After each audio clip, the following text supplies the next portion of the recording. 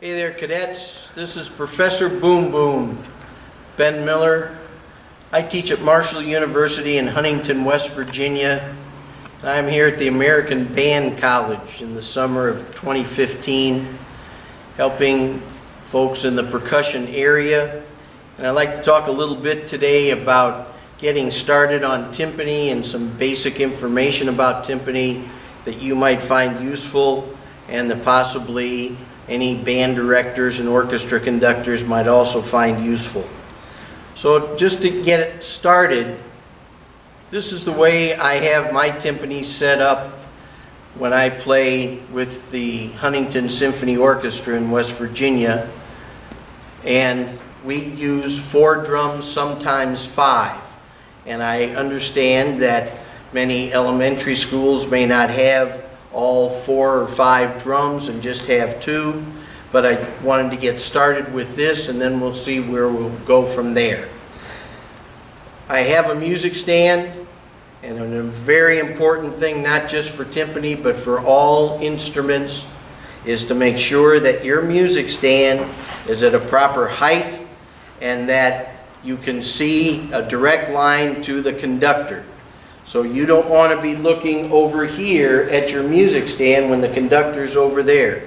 You also want to make sure that the music stand is high enough so that when you're looking at the music, you can see just over the stand and look at the conductor. So I'm going to get this out of the way so you can see some playing things a little easier, but this is the basic setup. Just one more thing.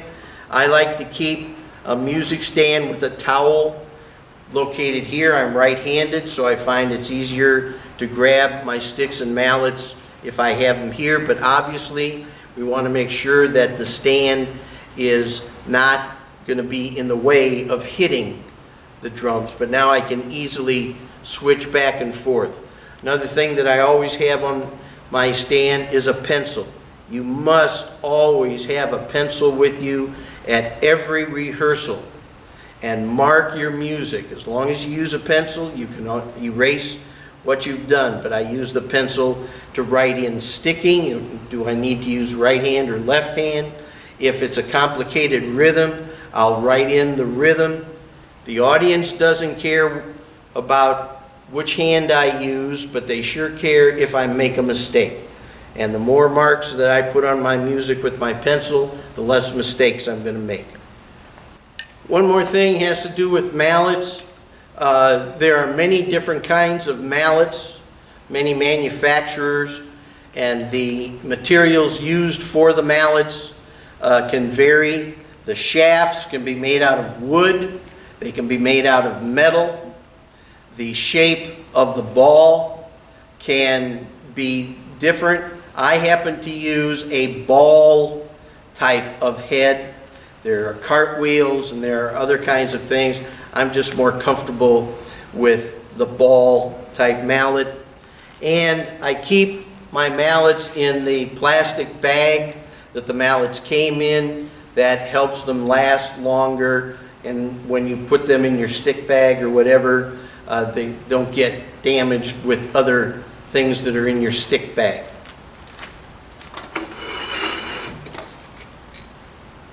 I teach my students, particularly the beginners, to use a hand position that is generally called the German hand position on timpani, but basically it's the same thing as the matched grip on snare drum. You hold with the thumb and first finger, and the stick is in the middle joint, and then your thumb is next to it. Thumb and first finger, and then wrap the other fingers around, and the back of your hand is up and the palm is down. And I use this with beginning snare drum and with beginning keyboards as well. Now, even though I can't hear you, I would like you to please repeat after me. Pull the sound out. So I know I joke around a bit, but what we do not want to do is to think about hitting down and into the drum. We want to get the head vibrating so the head makes the music. So when we hit, we want to use primarily our wrists to hit the drum and then pull the sound out.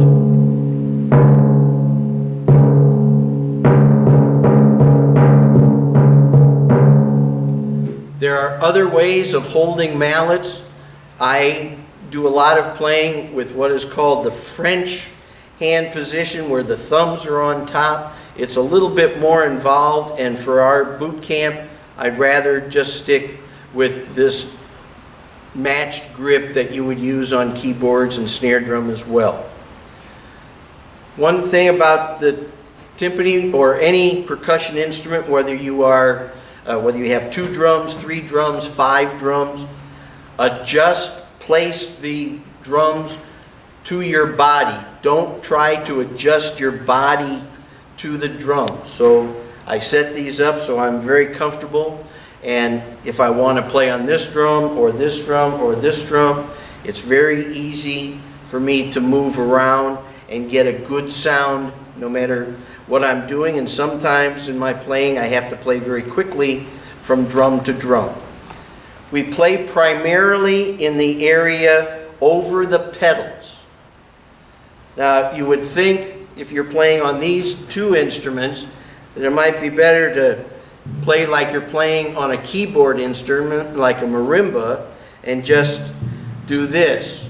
But it really is not an efficient way. And look, I've got one arm in one position and another arm in a different one. So when playing over the pedals, so here, and each drum, because it is a different size, you might have to hunt around a little bit to find the nice, most resonant sound you can. So if I play too close to the edge, I'm actually hearing the sound of the metal, and it's a real thin sound. So now I'm going to move in towards the center.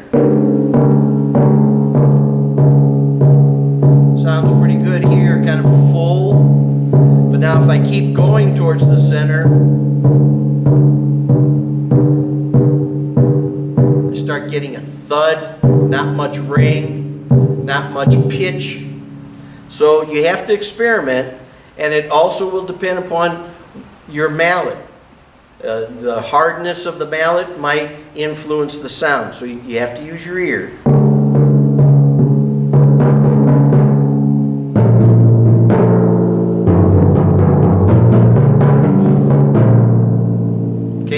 Now the next thing is I'm about ready to stop the sound, and I'm going to use my fingertips, and this is called dampening or muffling. Without different schools of thought use different terms. Stopping the sound. Now you've got a lot of square inches vibrating when you hit the drum. If I try to muffle or stop the sound with just my fingertips on the edge, I'm really not stopping the sound. So I tell my students to take a big bite, to really go in, spread your fingers out. Now I'm influencing more area. And if you can, also get your thumb involved. So these other drums are ringing. So if I need to play a half note in 4/4 time, 1, 2, 3, 4. 1, 2, 3, 4. 1, 2, 3, 4. Or just using the back 3 fingers. 1, 2, 3, 4. Shorter notes, sometimes depending upon the music, you can use your other hand. For example, if I'm playing an 8th note and an 8th rest, that would be sort of awkward and silly to do. All right, but how about 1 and 2 and 4 and 1 and 2 and 3 and 4 and. So the basic stroke and then the dampening. Next, in terms of duration, now we can play a whole note, 1, 2, 3, 4, but usually we play a roll. And 99.9% of the time, rolls on timpani are done single stroke. So you have to work to develop being able to play and move your wrists quickly, primarily your wrists. Now, one exercise that I use for myself and my students, I'll take one hand and let's say play just eighth notes, and then stick the other hand in to get sixteenths. So for example, 1 and 2 and 3 and 4 and 1 E and a 2 E and a 3 E and a 4 E and a 1 and 2 and 3 and 4 and 1 E and a 2 E and a... And I'm listening to try to get a very similar sound with both sticks. Now let me stop for just a second and point something out that I think you can see. On this particular mallet, can you see a little bit of the fuzz of the mallet coming up?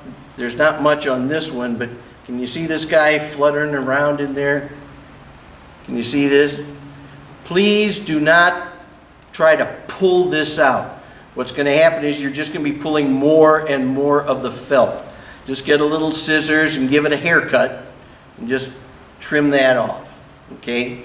We don't want to have that, but it does happen with the mallets.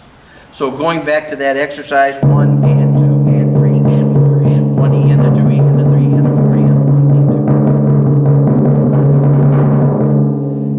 and 2. And you got to balance things out, so we then start with our other hand. 1 and 2 and 3 and 4 and 1 E and a 2 E and a 3 E and a 4 E and a 1 and 2 and 3 and 4 and...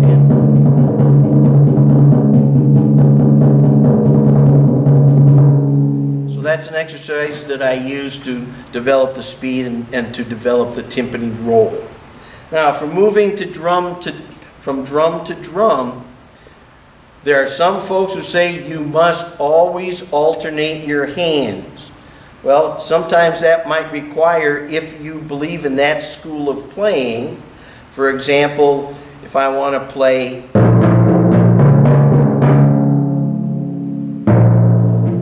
I'm always going right, left,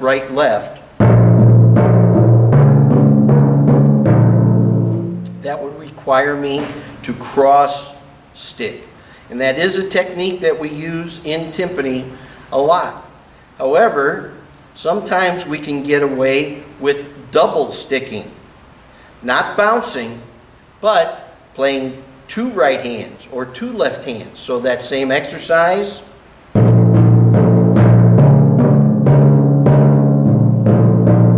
And now I'm playing paradiddles.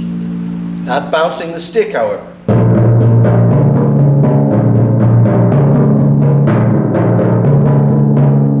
That's perfectly acceptable. Now this is not clean playing. And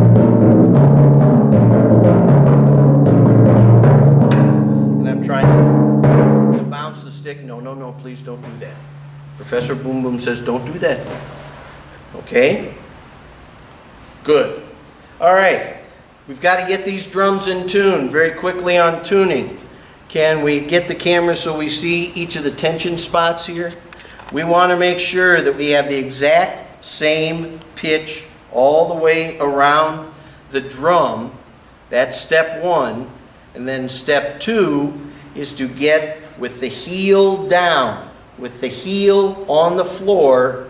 Each drum has a fundamental or beginning pitch.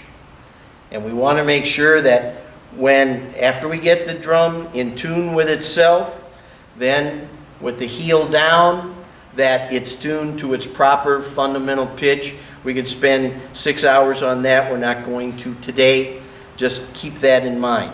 In terms of tuning, I do use a mechanical device. It's called the drum dial. It's a bit expensive. You can use it on any drum head. That helps to get the correct pitch, or the same pitch all the way around. It is a gizmo and it is kind of expensive, but you can use it on any drum head. I also use in terms of getting the drum in tune and finding the pitch, I use a little Korg tuner that many folks use. I just find it's kind of quick and easy. I am not a fan of trying to get a pitch from a keyboard instrument. In the band room, usually the keyboards are not close to the timpani, and to be running around and trying to find and trying to, so that's why I use the little chord tuner in terms of finding things. Teaching the timpani player, not only is it important to know how to use the sticks, timpani players must develop their ear, and the best way to develop your ear in terms of hearing and matching pitches is to sing. Learn to match a pitch. Doesn't matter if we're talking about women or men, or the range, or how old they are. Use some keyboard instrument. Start with matching one pitch, then da-da, whatever it happens to be, some intervals, then sing scales, etc. So, we can change all these pitches by using the pedal.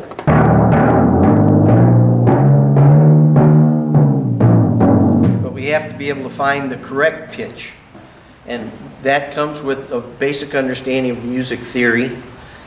And sometimes we have to change the pitch during a particular piece. We might have to change the pitch of this drum from this note to this note. We need to know what that interval is. And we can't be doing it while the flute section is playing very softly. We can't be going.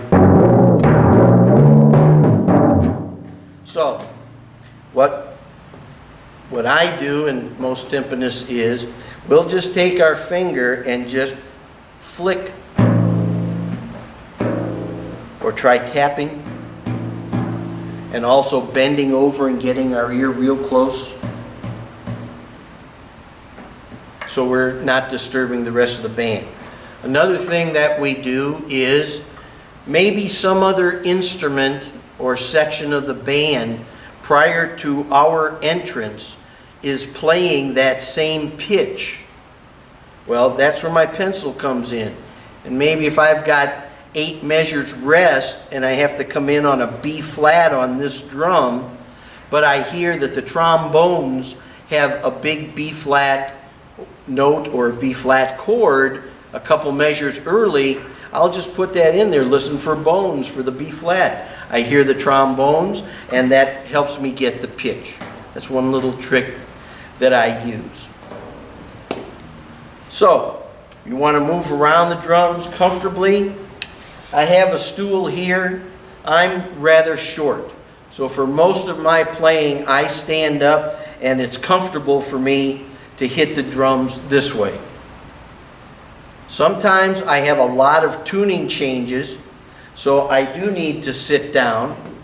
I don't like this type of a stool because for me, this gets me way too high in terms of being able to get my feet on the pedals. So I use a stool where you can rotate the seat up and down, and it works for me. However, at my school, I have a lot of very tall students, so they need to be sitting down all the time. Otherwise, they would be playing with the drums down around their knees, and that's just not a good playing position. So, we talked about rolls, we talked about a basic stroke.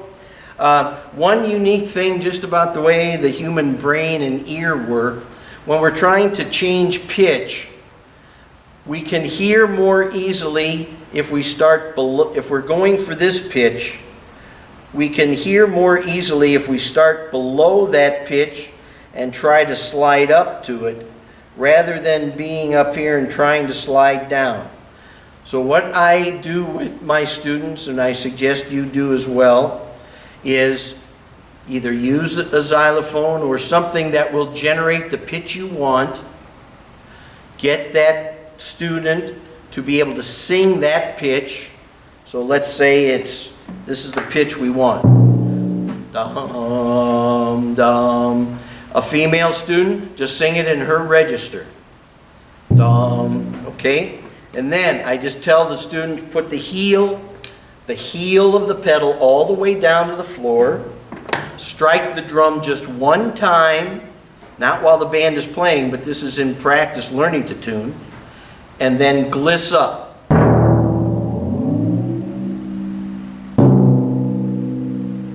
And if they miss it, well, go back down.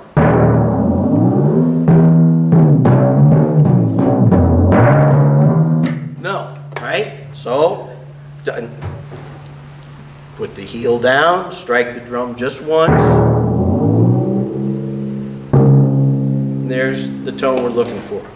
So, boot campers, that's enough for this installment with Professor Boom Boom. I'm Ben Miller. I teach at Marshall University in Huntington, West Virginia, and I'm very pleased to be here at the American Band College and to help you and your students.